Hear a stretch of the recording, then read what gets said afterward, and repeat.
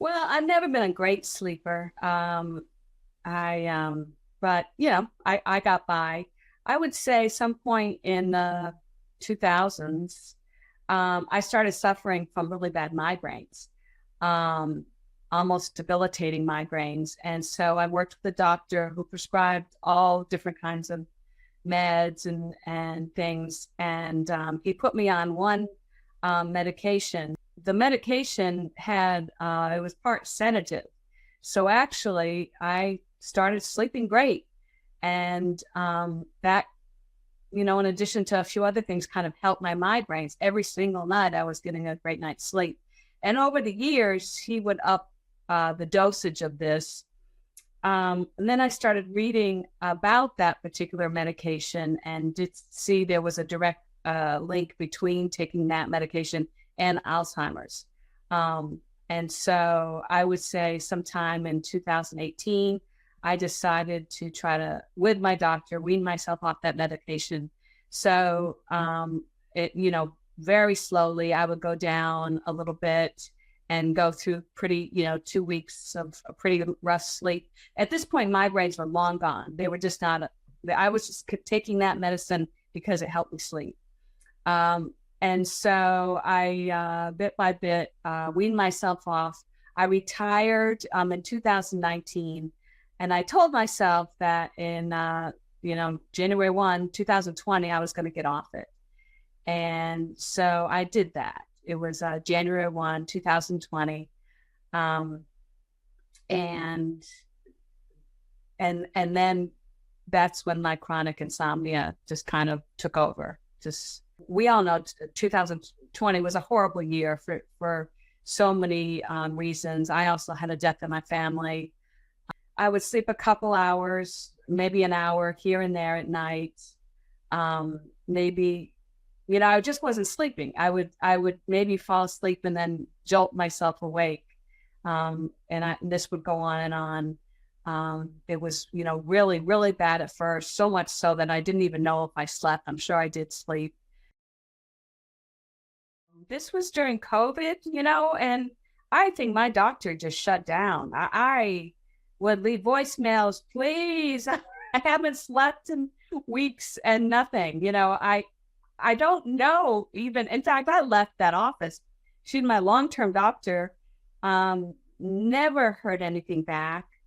Talked to another doctor who offered sleeping pills, but I didn't, although tempting, I didn't want to go on any kind of medication. I just needed help. So, I was on my own.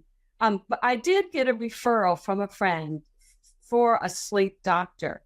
But I called, and it was, like I said, I believe it was a 6-month wait list. And so I put my name on that. And eventually, late in the year of 2020, I did meet with their CBI CBT therapist.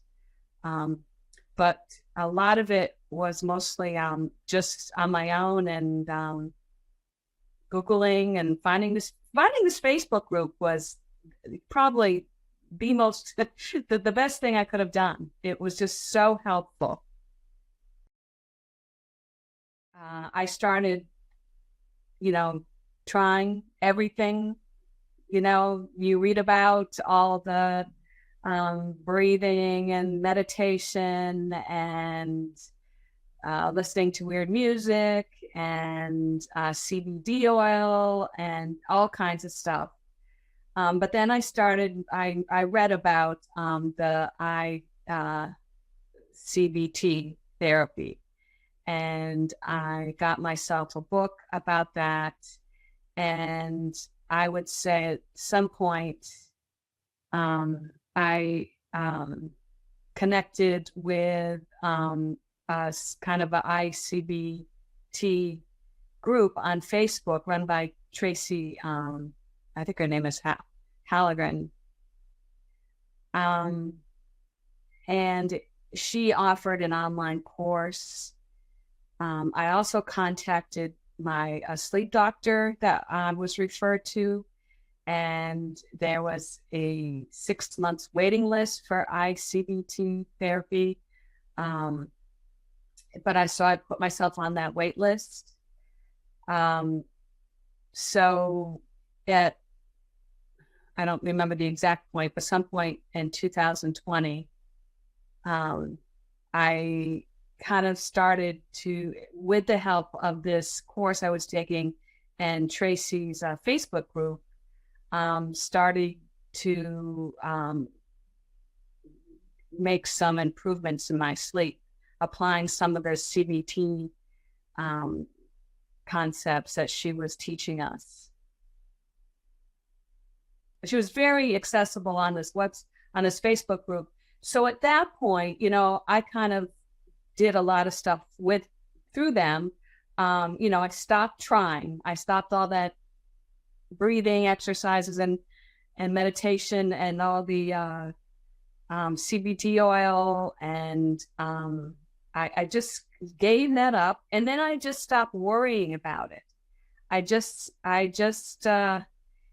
think they said, so what's the worst thing that can happen? You're going to feel crappy the next day, but life goes on. And also, things she taught us, like, don't cancel the next day's activities. Just, keep moving on and, understanding, hey, it's not so bad. You did it. You're tired, but, just, I got my husband to stop talking to me about it. He was so worried, and I was like, let's not talk about it. Let's just minimize this. Let's just make it a non-issue. I started exercising. I started walking, which, there's just so many benefits to that. And so I actually started sleeping. I set up a chair and a lamp and a bookcase, and I would sit there and read until I was tired, and then get into bed and sleep. And then I would wake up probably about after 3 or 4 hours. I would get out of bed and sit in my chair and read or do a crossword puzzle or something, and then get back into bed. And so eventually I had this really weird sleep schedule where I would sleep for 3 or 4 hours, stay awake for about 3 hours, and then sleep for about 3 or 4 hours. So, I was getting up like at, 9 and, much later than I like to get up. But I felt great. I'm retired, so I could make that schedule work for me. So by the time, but I knew that was not sustainable. My husband and I, once COVID was over, planned to continue our travels, plan to continue, with our plans. And you just can't travel or have any kind of normal life when you're spending so much time, sleeping for 3 hours, awake for 3 hours, sleep. It just didn't fit in. So at that point, I finally got a call from the sleep doctor, from the sleep therapist. That was at the end of 2020. And so I met with her twice, and with her, we did, she did kind of a sleep consolidation or program, just, put together a plan where I would, I can't remember, I think I would try to stay awake until midnight, I think, and then set my alarm every day for 6:30 or 7 or something, and just be really strict about that. And that was so hard. That was just so hard.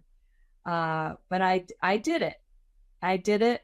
So I met with her once, and I think, at the very end of the year, I did a follow-up meeting, basically, where she kind of told me, what to do in the future, if insomnia pops up, and kind of a maintenance plan, I guess. So it was the whole of 2020. I was just looking in a journal I kept, and it wasn't actually until March 2021 that I was actually kind of sleeping, a normal night, going to bed at 11 and getting up at 6 or so, just kind of sleeping all night.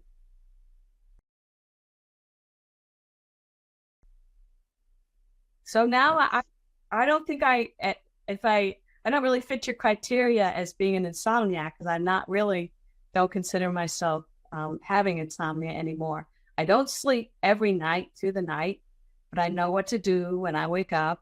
I don't worry about it. But if I wake up and I'm kind of wide awake, I get up and I read. That's all I've ever done until I get sleepy again. I get right back into bed. Maybe I do that once a week or twice a week, but most nights are pretty good. Well, it's funny. I read something once, sleep comes to you. So, I mean, there's not how you just have to kind of set the stage to get all those obstacles and barriers out of the way so that sleep can come to you. Yeah, I guess I do. I mean, I know what I have to do. If I don't think I would ever suffer like I did in 2020, with the an hour of sleep here and an hour of sleep there. I think I will always I'll always be able to figure out a way to get back into a more healthy sleep cycle. I do struggle with quieting my mind at night. I am a yoga practitioner. I am, I do have always done breath work. And so, I thought I knew how to better quiet my mind. I still struggle with that. I still struggle with quieting my mind from time to time, but I just, try to, read a book or sometimes I just have a crappy night's sleep, and that's just the way it is. Oh man, I canceled everything. I had started doing some volunteer work. Um, I kind of just didn't do anything. I just felt crappy. I'm sure I was short and snappy with family and my husband. Um, I mean, I was probably depressed. I was just kind of moped around. Really didn't want to commit to anything because I just didn't think I could fulfill that commitment. I yeah, I would just, it was like I just I just didn't know where to turn. It was so frustrating, and quality of life was just, instead of, cooking a nice meal or something, I might just like, grab a salad to go from some, it was just quality of life wasn't there. I couldn't concentrate on things. I am a big reader. I love to read, and it was even hard to read sometimes because I'm so tired. My concentration wasn't there. So yeah, quality of life was just pretty bad then.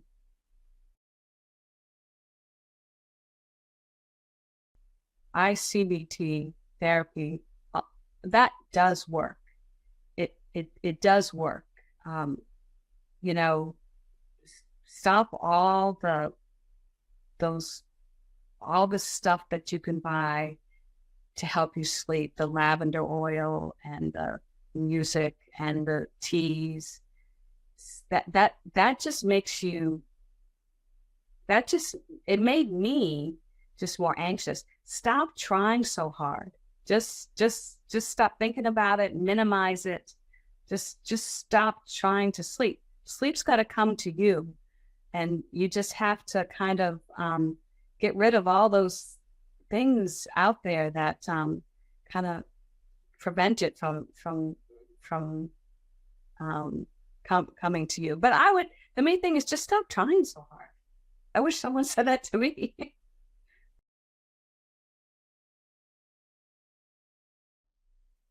Yeah, I mean, I turned to my doctor because I just did not know where to turn. I actually didn't even know that there was such a thing as a sleep doctor or a sleep specialist. Um, I wish instead of turning to my doctor, I wish I would have gone to a sleep specialist. And even if there is a 6 month waiting list, get myself on that waiting list. I thought this, you know, at first I thought a sleep doctor is just going to prescribe more medication, which I didn't want. Um, you know, the practitioners of the CBT um, are just are what you need. You know, that's the route I needed to go on anyway.